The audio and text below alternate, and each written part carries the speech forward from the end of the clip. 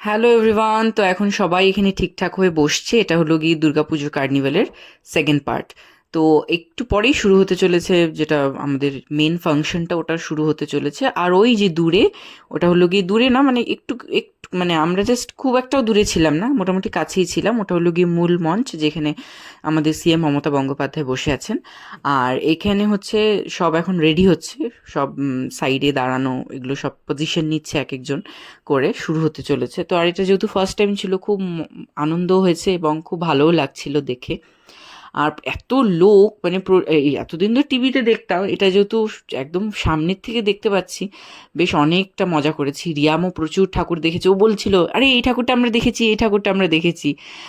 আমি মানে আমরাও যখন ওই ঠাকুরগুলো দেখেছি, আবার ওখানে গিয়ে মনে মনে বলছে মারি এই ঠাকুরটা তো দেখেছি।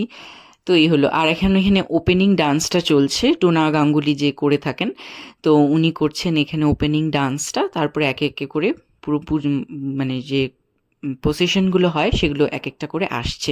বেশ একটা আলাদা এক্সপিরিয়েন্স, বেশ নতুন কিছু একটা দেখলাম চোখের সামনে।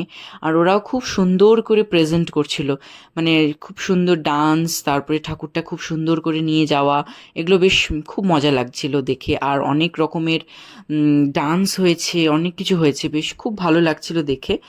তো এটাই ছিল ব্লগে। আর তোমরা এখন এগুলো দেখতে থাকো, একটা একটা করে ঠাকুর, খুব মজা লাগছিল আমার দেখে। তো আর যেগুলো অনেক দূর দূরের ঠাকুরগুলো তো আমরা দেখতে যেতে পারি না, কিন্তু এখানে গিয়ে একদম যত দূরেরই ঠাকুর হোক না কেন এখানে দেখে নিয়েছি। আর অনেক রকমের অ্যাক্টও হচ্ছিল, সেটা ডান্সের মাধ্যমেই হোক বা যেটা অন্য কোনো মাধ্যমেই হোক, কিন্তু খুব মজা লেগেছে দেখে। এটা যেহেতু ফার্স্ট টাইম ছিল, বেশ দারুণ লাগলো। তো চলো, তোমাদের সাথে আবার দেখা হচ্ছে থার্ড পার্ট।